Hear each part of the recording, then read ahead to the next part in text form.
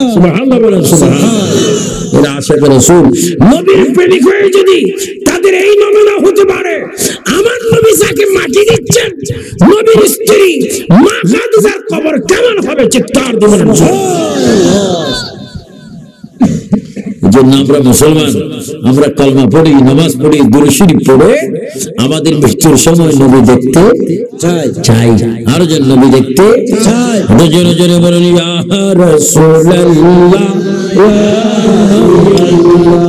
ইয়া রাসূলুল্লাহ ইয়া হাবিবাল্লাহ ইয়া রাসূলুল্লাহ ইয়া হাবিবাল্লাহ। গোসল করাইয়া কাপন পড়াইয়া বলেন, গোসল করাইয়া কাপন পড়াইয়া রাখিবে যখন কবর শুয়াইয়া, ওগলয় গোকুলে গোলাম বলিয়া, ওগলয় গোকুলে গোলাম বলিয়া ইয়া রাসূলুল্লাহ ইয়া হাবিবাল্লাহ ইয়া রাসূলুল্লাহ ইয়া হাবিবাল্লাহ। মনকির নকিরাশা সওয়াল করবে বসায়া, আরো জোরে মনকির নকিরাশা সওয়াল করবে বসায়া, গো নবী পর্দা উঠায়া। এগুলো বাস্তব কথা। মনকির নকিরাশা সওয়াল করবে বসায়া, গো নবী পর্দা উঠায়া, করিব সালাম কদম ধরিয়া, করিব সালাম কদম ধরিয়া ইয়া রাসূলুল্লাহ ইয়া হাবিবাল্লাহ হাবিবাল্লাহ। খাদিজাকে কবর দেওয়া হলো, মিনহা খালাকনাকুম ওয়া ফিহা নুঈদুকুম ওয়া মিনহা নুখরিজুকুম তারাতান উখরা বলা হলো, বলে মাটি দেওয়া হলো। এবার আমার নবী ডাক দিয়ে বলে, সাহাবীরা রে তোমরা চলে যাও, খাদিজার সাথে আমার কিছু আলাপ আছে। সুবহানাল্লাহ সুবহানাল্লাহ। আমাদের দেশে মরা মানুষের সাথে কেউ কথা বলবে?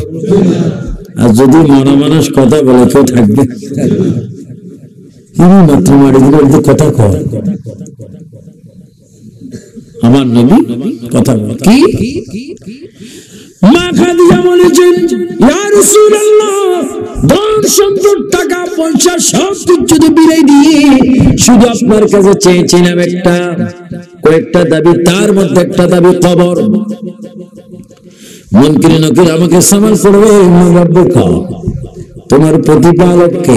ইয়া রাসূলুল্লাহ, আমার জীবনে আমি আল্লাহ দেখিনি, আল্লাহ আছে বলে আমি কিভাবে আমি কবর মিথ্যা কথা বলবো? আপনি তো আল্লাহ দেখেছেন, আপনি তো আল্লাহর বন্ধু, আপনি তো আল্লাহ থেকে এসেছেন। হুজুর মুনকির যখন আমাকে প্রশ্ন করবে মান রব্বুকা, আপনি নবী কবরের বাইর থেকে আমি খাদিজার পক্ষ থেকে সওয়ালের জবাবটা দিয়ে দিবেন। নবীর ক্ষমতা আছে কিনা? আছে। আরো জোরে বলেন আছে কিনা? আছে। আমার নবী একখানা নূরানি আসা মুবারক, লাঠি মুবারক, জামি মুবারকের নিচে দিয়ে নবীজি ওই দাড়ি ওই লাঠির গোড়া কবর উপরে দিয়ে নবীজি দাঁড়িয়েছেন। আর হঠাৎ করে পড়া চোখের পানি, আমার নবীর চোখের পানি কবরের উপরে পড়ল। কবরের উপরে যখন পড়ে যায় 1 ঘন্টা 2 ঘন্টা 3 ঘন্টা হয়ে যায়, মুনকির নকির আসে। আল্লাহ বলে জিবরাইল, ও জিবরাইল আমার বন্ধুকে গিয়ে সালাম দিয়ে দাও, যেই বন্ধুর চোখের পানি খাদিজার কবরের উপরে পড়েছে, কিয়ামতের আগের দিন ওই কবরে মুনকির নকির যাবে না। সুবহানাল্লাহ সুবহানাল্লাহ বলে সুবহান তাকবীর আল্লাহ রিসালাত ইয়া মিলাদুন নবী জিন্দাবাদ, হাজির ও নাজির জিন্দাবাদ, ইয়া রাসূলুল্লাহ হাজির ও নাজির, ইয়া রাসূলুল্লাহ।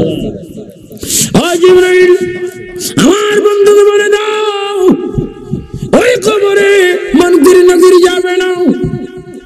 ও জিবরাইল তাও তুমি বলে দাও কিয়ামত পর্যন্ত খাদিজার কবরের কারণে রাসূল পাকের চোখের পানি পড়ার কারণে এই গোটা কবরস্থানকে কিয়ামত পর্যন্ত আমি বেহেশত বানিয়ে দিলাম। আল্লাহু আকবার বলেন। আল্লাহু আকবার। আমার নবীর চোখের পানি যেখানে পড়ে ওটা জান্নাতুল মুআল্লা হয়ে যায়। সুবহানাল্লাহ, সুবহানাল্লাহ। এজন্য আল্লাহ পাক কোরআন শরীফের মধ্যে বলেন, পৃথিবীর প্রথম আমার নবীকে যখন দুনিয়ায় পাঠাইলেন তখন মাত্র 40 জন মুসলমান হয়েছে। কয়জন? এই 40 জনের মধ্যে একজন মা খাদিজাতুল কুবরা, আরেকজন হচ্ছে হযরত সাইয়েদনা আবু বকর সিদ্দিক, আরেকজন হচ্ছেন শায়খ হযরত আলী, আরেকজন হচ্ছে রাসূল পাকের আশিক, সবাই চলে বলেন হযরত বেলাল। নাম কি? হযরত বেলাল। আরো জন কি নাম? হযরত বেলাল। দেখছো তোমরা কে হো নবী কে, সবাই বলুন দেখছো তোমরা কে হো নবী কে, এটি বানাইয়া গেলেন। ছোট্টবেলা আমি দেখেছি পূর্ব পাকিস্তান, আমার নানা খুব সুন্দর গজল করতেন, কালা মানুষ ছিল, চেহারা খুব সুন্দর। আমার নানা আমাদেরকে এভাবে বলতো, নাতি আমার সাথে বল, দেখছো তোমরা কে হো নবী কে, একটু বানাইয়া গেলেন। কেন্দ্র না কেন্দ্র না বিলাল, কেন্দ্র না, যুবক ভাইরা জোরে বলো, কেন্দ্র না বিলাল, কেন্দ্র না, এই দুনিয়ায় আমার দেখা পাইবা না, এই দুনিয়ায় আমার দেখা পাইবা। হযরত বেলাল মা খাদিজার সময় একজন আশিক রাসূল, মা খাদিজাতুল কুবরার সময় তিনি মুসলমান, তিনি ছিলেন হাবশী। দেখতে দেখা যায় এই কালো কোটের মতো কালা, খানে কাবার গিলাফের মতো কালো, কোরআনে কালো কোরের মতো কালো। নাম ছিল হযরত বেলাল। উনি ছিল কৃতদাস, উনি ছিল একজনের কৃতদাস। আমার ভাইয়েরা, হযরত বেলাল কাফেরের ঘরে থেকে আল্লাহ মানছে। সুবহানাল্লাহ। আল্লাহ কয়জন? একজন। যার কৃতদাস ছিল তার নাম ছিল উমাইয়া ইবনে খালফ। উমাইয়া ইবনে খালফ ছিল মক্কার জমির অধিবাসী এবং শ্রেষ্ঠ একজন কাফের। ওই কাফেরের কৃতদাস ছিল হযরত বেলাল। হযরত বেলাল একদিন তিনি ঘুমের ঘরে দেখতেছেন আল্লাহর নবী তার কাছে। সুবহানাল্লাহ। তিনি ওই ঘরের ভিতরে পড়ে দিয়েছেন লা ইলাহা ইল্লাল্লাহু মুহাম্মাদুর রাসূলুল্লাহ সাল্লাল্লাহু। আল্লাহ যেন আমাদের ঈমানটা মজবুত করে দেয়। আমিন। আরো জোরে বলুন আমিন। মওত পর্যন্ত যেন জবানে কলমা জারি থাকে। আমিন। আল্লাহ। হযরত বেলাল কি আনলেন? ঈমান আনলেন। জোরে বলুন কি আনলেন? কার ঘরে থেকে? কাবার নাম কি? উমাইয়া ইবনে খালফ। বড় শয়তান। হযরত বেলাল আহাদ আহাদ আহাদ আল্লাহ আল্লাহ বলে তিনি চিৎকার দিচ্ছেন। এই কথাটা উমাইয়া ইবনে খালফের কানে আসলো। উমাইয়া ইবনে খালফের কানে যখন আসলো, তিনি বড় রড গরম করে, লোহা গরম করে বেলালের কাছে গেলেন। ও বেলাল, শুনতে পেলাম তুমি নাকি মুসলমান হয়েছো, কলমা শরীফ পড়েছ, তুমি কি জানো না মুসলমান হলে তার শাস্তি বড় মারাত্মক? বেলাল জবাব দিচ্ছে, উমাইয়া ইবনে খালফ শোনো, আমি মুসলমান হয়েছি, কলমা আমি পড়েছি, তার বিনিময়ে তুমি আমাকে হয়তো মৃত্যু দেবে, মৃত্যু দিনে দিয়ে দাও, শাস্তি দিনে প্রদান শুরু করো, তবু আমি আমার আল্লাহ নবী ছাড়ব না।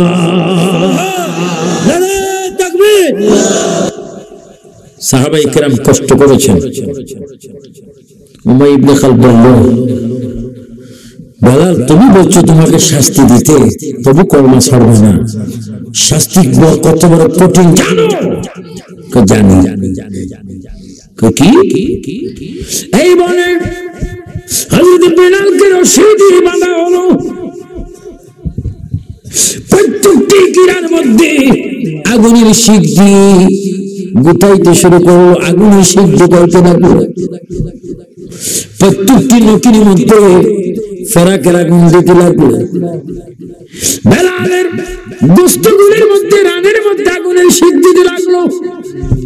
বেলালু মা বাবা কিচ্ছু বলে না, শুধু বলে ইয়া রাসূলুল্লাহ। কি বলে? আরো জোরে বলুন, ইয়া রাসূলুল্লাহ। মুহাম্মদে বলো, ইয়া রাসূলুল্লাহ। আমাদের সামনে আজরাইল আসলো, আমরা ইয়া রাসূলুল্লাহ চাই কিনা? হযরত বেলালকে মারতেছেন। কি জিকির কমে গেছে? কলমা ছেড়ে দিছে? না, কলমা আরো বেশি, স্পিড বেশি, আলোচনা। আবার এত কলমার আওয়াজ, নবীজি গোলাম উমাইয়া ইবনে খালদ 9 ব্যক্তিকে ঠিক করলেন। 9 ব্যক্তিকে ঠিক করে বললেন, তোমরা সকালে তাকে মারবে, তোমরা তাকে দুপুরে মারবে, তোমরা রাত্রে মারবে। তবে কেউ মারবে রড দিয়ে, কেউ মারবে তীর দিয়ে, কেউ মারবে গরম গরম পাথর দিয়ে। এটি টাইমে 3 রকমের শাস্তি। তবু বেলাল যেন কলমা ছেড়ে দেয়। নাউজুবিল্লাহ, জোরে বলেন নাউজুবিল্লাহ। মারতে মারতে মারতে মারতে যারা মারছেন তারা হয়রান হয়ে যাচ্ছে, বেলাল কিন্তু একই রকম আছেন। বলুন হেদায়েতের মালিককে আল্লাহ। ওয়াল্লাযী আরসালা রাসূলাহু বিল হুদা ওয়া দীনিল হক। আমি প্রথমে আয়াত পড়েছি, আমার প্রিয় নবীকে আল্লাহ হেদায়েতের জন্য দ্বীন ইসলাম সহ তিনি পাঠাইলেন। দ্বীন ইসলাম গ্রহণ করেন হযরত বেলাল। মারতেছে। উমাইয়া ইবনে খালদ রিপোর্টের কি অবস্থা? তারা রিপোর্ট দিচ্ছে উমাইয়া ইবনে খালদ মিনিটের পরে মিনিট, দিনের পর দিন, রাত্রির পর রাত যত চলে যাচ্ছে, আমরা দেখতে পাচ্ছি হযরত বেলালের ঈমান তত মজবুত হচ্ছে। আল্লাহু আকবার বলেন, আল্লাহু আকবার। ঈমান হেফাজতের মালিক কে? আল্লাহ। উমাইয়া ইবনে খালদ এবার একটা আগুনের চাকনি হযরত বেলালের মুখের সামনে আসলেন। বেলাল শুনে নাও, ও বেলাল শুনে নাও, এই মুহূর্তে যদি তুমি কলমা ত্যাগ না করো,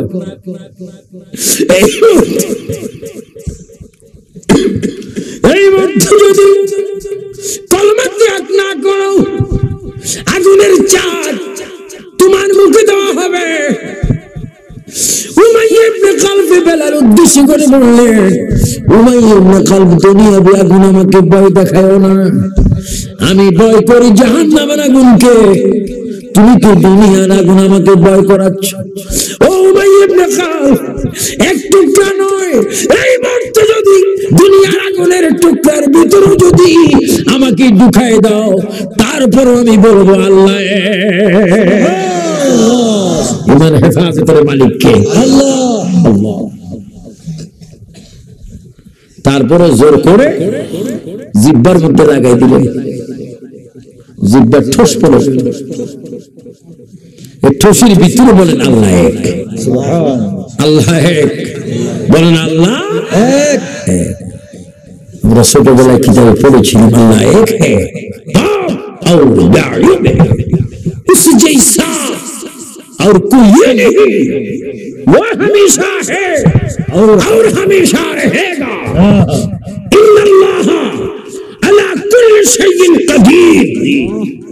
যিনি সর্বশক্তিমান তিনি আল্লাহ। তিনি কে? আল্লাহ। আর একটু জোরে বলেন তিনি কে? আল্লাহ। আমাদের কফালের মালিক কে? আল্লাহ। আমরা বান্দা কার? আল্লাহ। জিকির করব কার? আল্লাহ। নবী মানবো কি মানবো না? মানবো। মিলাদুন নবী চাই কি চাই না? মাজার কবর জিয়ারত চাই কি না? উরুস মাহফিল চাই কি না? মাজার জিয়ারতের জন্য যাওয়া যাবে কি না? যাবে। আমার ভাই উমাইয়া ইবনে খালফ এবার কি করলেন? বুদ্ধি দিলেন বেলালকে আর প্রচন্ড শাস্তি দিতে হবে, তারপরে বেলাল আল্লাহ ভুলে যাবে। একটা পাগলা ঘোড়া আনা হলো। পাগলা ঘোড়া কি ঘোড়া? পাগলা ঘোড়ার পিঠের পায়ের সাথে রশি বেঁধে বেলালের গলায় একখানা রশি বাঁধা হলো।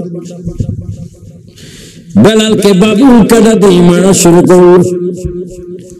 ঘোড়া ধরতে বেলালকে মাটির মধ্যে টানতে টানতে কিতাবে আসে বেলালের সান্না গুলা দেখা যায়, চামড়া গুলা, গোস্ত গুলা, লাল লাল গোস্ত গুলা জোড়ে জোড়ে সান্নার উপর থেকে পড়ে যাচ্ছে।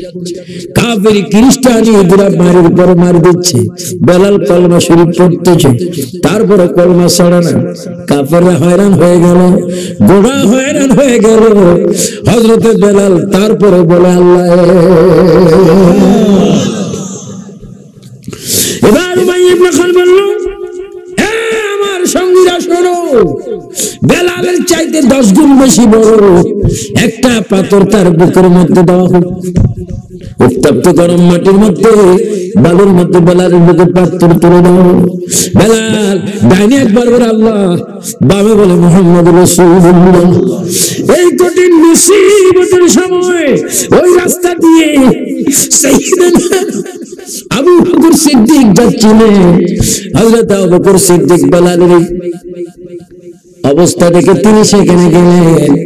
তিনি নিজে বেলালকে জানিয়ে দিলেন, বেলাল এত শাস্তি, এত তোমাকে অত্যাচার করা হচ্ছে এতদিন ধরে, তারপরে তুমি আল্লাহ নবী বলো না।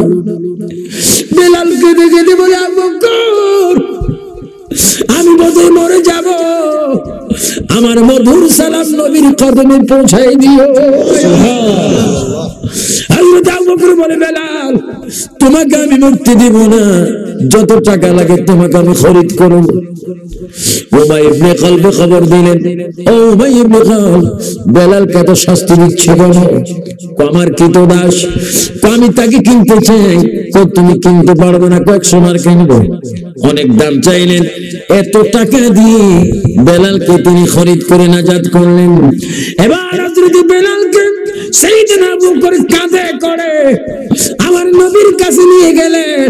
আল্লাহর নবীর চেহারা মোবারক দেখে বেলাল চিৎকার দিচ্ছে, ইয়া রাসূলুল্লাহ, আমার আর কোনো দুঃখ নাই, আপনি একটু চুল মোবারক আমার গায়ে ছিটকে দেন, আমি এক্ষুনি সম্পূর্ণ ভালো হয়ে যাব। জোরে বলেন সুবহানাল্লাহ। আল্লাহু আকবার। আল্লাহর নবী বেলালকে সুস্থ করলেন। আর বেলালকে বললেন, বেলাল রে, এত শাস্তির পর, কঠিন আযাবের পর, অত্যাচারের পর তুমি ইমান বিক্রি করোনি।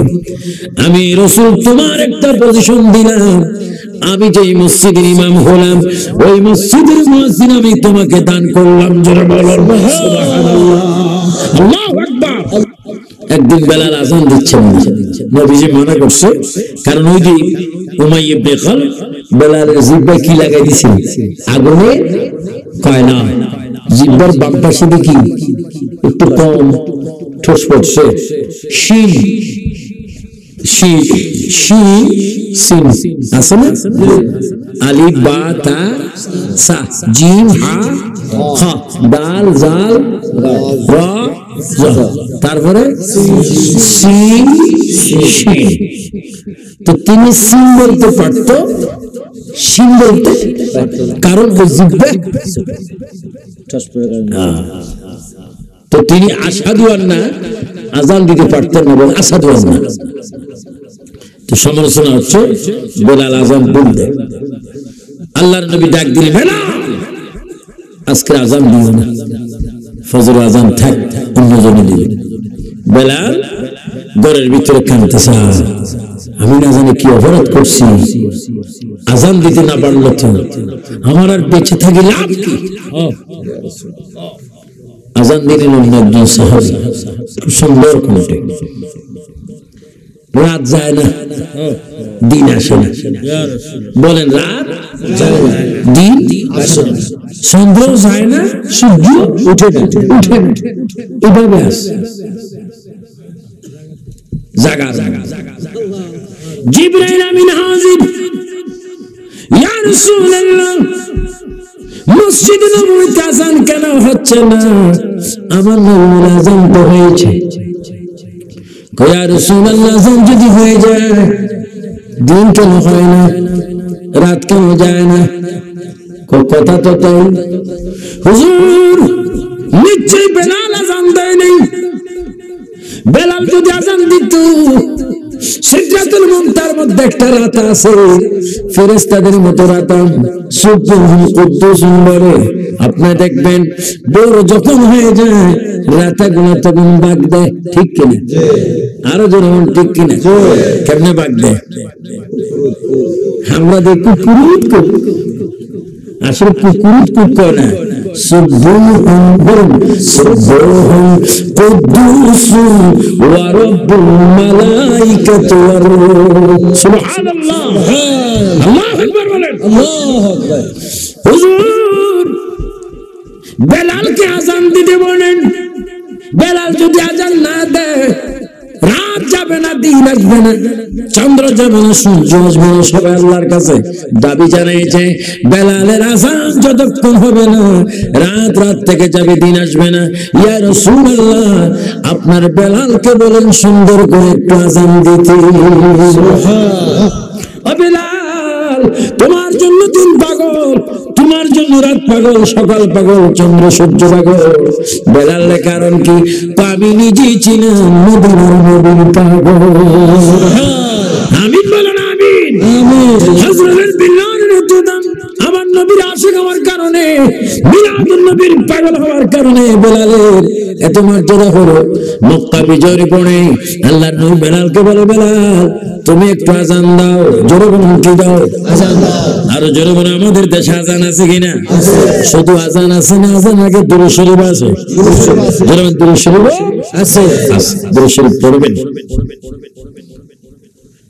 আমার ব্যয় বাকি দিয়েছেন, এতটা যদি না পড়ে কিছু আসে যায় না। নবী আমাদের পড়বো আমরা, আর এরা নবীর শত্রু, এদের দুরূদ শরীফ পড়ার কোনো ক্ষমতা নাই। এদের না কোথাও করতে আসে এগুলা নিয়ে আর 10 মুনাজারার প্রয়োজন নেই। বহুদা এগুলো নসিব কি